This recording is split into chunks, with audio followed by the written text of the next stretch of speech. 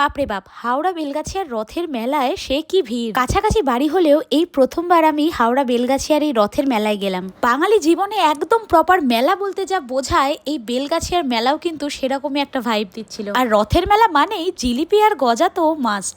তবে যেহেতু রবিবার মানে গতকাল গেছিলাম, তাই বোধহয় মারাত্মক ভিড় ছিল। খুব বেশিক্ষণ নয় যদিও, ওই প্রায় আধ ঘন্টা বা 40 মিনিট মতো ছিলাম, কিন্তু তাতেই আমি, আমার ছানা এবং তার বাবা, আমরা তিনজনে মিলে দারুণ মজা করেছি। দেখে মনে হলো মানুষের তুলনায় জায়গাটা বোধহয় একটু ছোট হয়ে গেছে। মেলায় ঢোকার মুখেই রাখা আছে রথ, আর তার পাশেই বসেছে মেলা।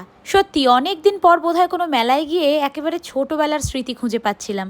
সবই ঠিক ছিল, তবে রাস্তার বেহাল দশা। কাদায় প্যাচপ্যাচে রাস্তার শুধুমাত্র দোকানের দিকগুলোতেই পাটাতন দেওয়া, তাই বাচ্চা নিয়ে হাঁটাচলা করতে বেশ কিছুটা অসুবিধা হয়েছে। তো যাই হোক, এবার একটু খাওয়া দাওয়ার দিকে যাওয়া যাক।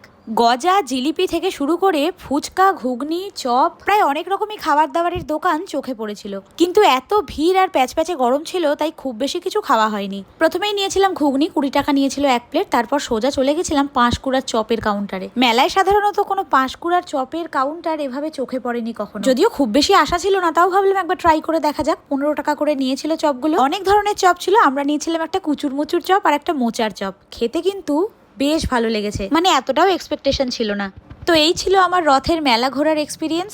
আজকে আর ইন্ট্রো দেওয়া হলো না, তবে আমি বৈশাখী ফ্রম হ্যাংলাস ডে আউট শেষে এটুকুই বলবো যে ভিডিওটা এতটা দেখার জন্য আপনাদের সকলকে অনেক অনেক ধন্যবাদ। আজকের ভিডিও কেমন লাগলো আর আপনারা কে কোথা থেকে আমার এই ভিডিও দেখছেন কমেন্টে অবশ্যই জানাবেন। খুব তাড়াতাড়ি আবার দেখা হবে নতুন কোনো ভিডিওতে। টিল দেন টাটা, সবাই খুব ভালো থাকবেন।